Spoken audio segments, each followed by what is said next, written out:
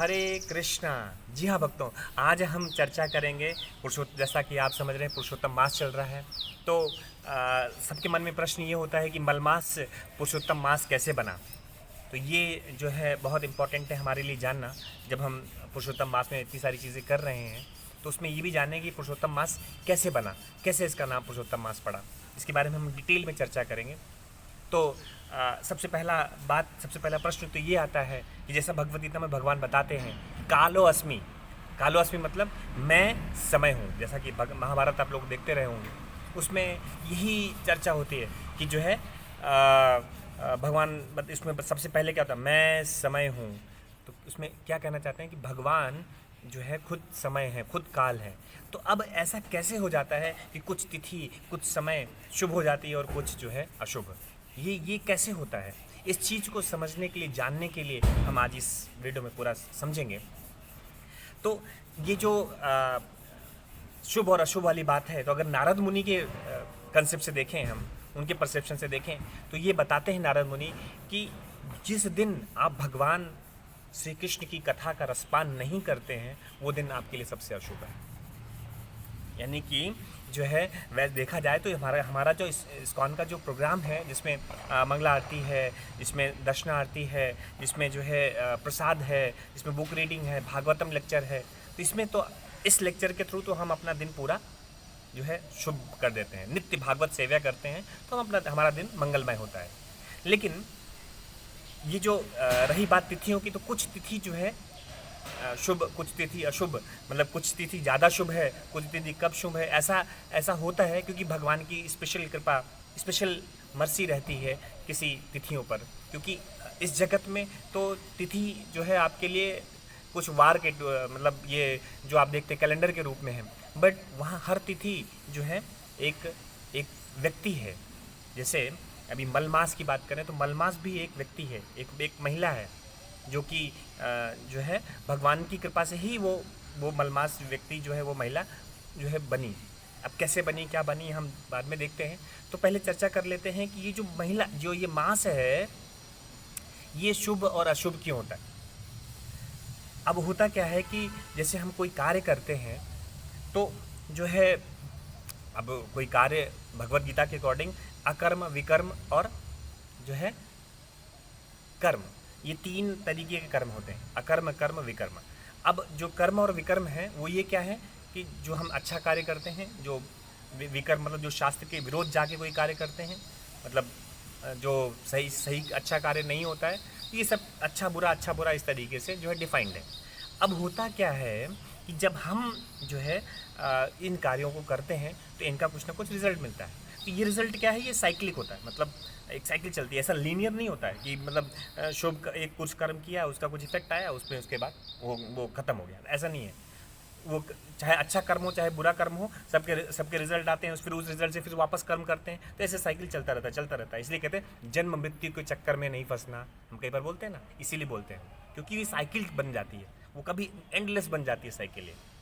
तो अब हमें जो है, जो भगवान ने कृपा करी है, जैसे मल मास को, इस अधिक मास को पुरुषोत्तम मास बना के, ऐसे महीनों को हम जो है अपने जीवन में उपयोग करके हम इस मास में अपने आप को बहुत अच्छा कर सकते हैं। क्योंकि इस महीने में हम अकर्म ही करना है। इस महीने में जो है अकर्म मतलब जो कृष्ण कर्म, जो भगवान बताते हैं उनके रूल्स एंड रेगुलेशंस के अकॉर्डिंग जो भी हम कार्य करते हैं उसको अकर्म बोलते हैं। और उसमें कोई मतलब अच्छा बुरा का जो है कोई उसमें इफेक्ट नहीं रहता है, उसमें कोई इफेक्ट नहीं रहता है। तो अब चर्चा करते हैं कि इस अधिक मास का नाम जो है, इस मलमास का नाम पुरुषोत्तम मास कैसे पड़ा। तो एक बार जब पुरुषोत्तम जो ये अधिक मास थी, जो मलमास देवी थी, वो जो है बहुत बहुत ही परेशान हुई, बहुत एकदम बिल्कुल दुखी हो गई। अब दुखी होने का कारण क्या है कि उनको जितने भी बाकी मास थे वो जो है बहुत परेशान कर रहे थे। क्यों परेशान कर रहे थे? क्योंकि बाकी सब मास में तो तिथि है, शुभ तिथि है, लेकिन इस मास में कोई शुभ तिथि नहीं है, क्योंकि सूर्य जो है इस मास में किसी राशि में प्रवेश नहीं करता है, बाकी सब मास में जो है राशि में प्रवेश करता है। तो इसको बहुत ही बिल्कुल नकारा, बहुत ही मतलब बिल्कुल गिरा हुआ इस मास को समझते थे। और लोग कोई भी अच्छा कार्य नहीं करते थे। तो जब इतना दुखी हुई तो भगवान विष्णु को दया आई और भगवान विष्णु ने पूछा कि आप इतना दुखी क्यों हो। तो मलमास देवी ने बताया कि मुझे सब नकारते हैं, बिल्कुल धिक्कारते हैं, अपशब्द यूज़ करते हैं, अब मैं क्या करूं। मैं परेशान हो गई हूँ। मतलब सब महीनों में तो सब कुछ शुभ शुभ तिथियाँ हैं, मेरे महीने में कुछ है नहीं, मैं क्या करूँ। तो बोले मेरे पास तो सोल्यूशन इसका नहीं है, लेकिन आपको ले चलता हूँ मैं भगवान श्री कृष्ण के पास। और जब भगवान श्री कृष्ण के पास ले गए तो वहाँ पे ये थोड़ा ब्रह्मा जी विष्णु जी जो है आगे और जो है मलमास देवी थी वो पीछे, लेकिन थोड़ा उनका रुदन था, रो रही थी वो। तो जब रो रही थी तो गोलोक धाम में भगवान कृष्ण बोले कि यहाँ कोई रोता नहीं है, सब यहाँ प्रसन्न रहते हैं, ये कौन है जो रो रहा है। तो रोने लग गई। तो भगवान विष्णु जो है इंट्रोड्यूस किया भगवान श्री कृष्ण से। तो भगवान श्री कृष्ण ने बोला कि जो है ऐसा है कि मैं एक आपको अपॉर्चुनिटी देता हूँ कि आप जो है चाहें तो आप मुझसे शादी कर लें। तो जनरली आपने देखा होगा कि जिससे शादी होती है तो जो है जब कन्या की जो है शादी होती है किसी वर से, तो उसके बाद जो है जो वर का नाम होता है वो उसका नाम उससे जुड़ जाता है। और इतना ही नहीं, जो भी धन संपदा पति का होता है वो उस पत्नी का भी हो जाता है। कुछ ऐसा सा ही हुआ मलमास के साथ। जब मलमास की शादी भगवान श्री कृष्ण से हो गई तो भगवान श्री कृष्ण का नाम पुरुषोत्तम है, तो इसका नाम क्या पड़ गया, पुरुषोत्तम मास। अब जो है उसके बाद भगवान श्री कृष्ण के पास तो मतलब शुभ ही शुभ है, उनका जो भगवान का नाम का जप करे तो इतनी मतलब इनका यशगान जितना करे उतना कम है। तो इस महीने में भगवान की जितनी भी पावर थी, जितना भी सब कुछ था, सब कुछ जो है इस मलमास के साथ हो गया, क्योंकि मलमास देवी अब तो उनकी पत्नी हो गई।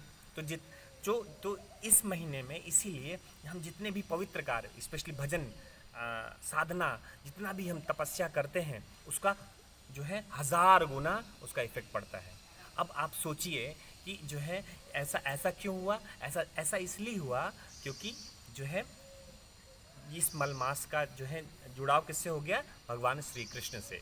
तो अब ये नो डाउट अभी भी इसमें शुभ कार्य, शुभ अशुभ कार्य वो नहीं होते हैं, लेकिन तपस्या साधना, भगवान के नाम का जप, भगवान के नाम का भगवान हरि कथा सुनना, ये सारी चीज़ें हम जितना करें इस महीने में उतना अच्छा है। क्योंकि हमें कोई हर एक छोटा सा कार्य भी जो स्वल्पम अपि से धर्मस्य, थोड़ा सा भी कार्य इस धर्म के कार्य में करेंगे तो आपको 1000 गुना फल मिलेगा। जी हाँ दोस्तों, 1000 गुना फल मिलेगा।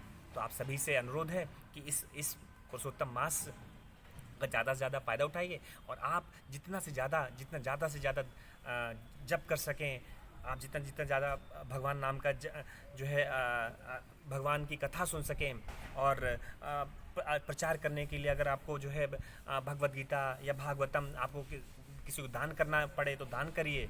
तो ये सब चीज़ें आप कर सकते हैं, आपके लिए बहुत अच्छा होगा। हरे कृष्णा।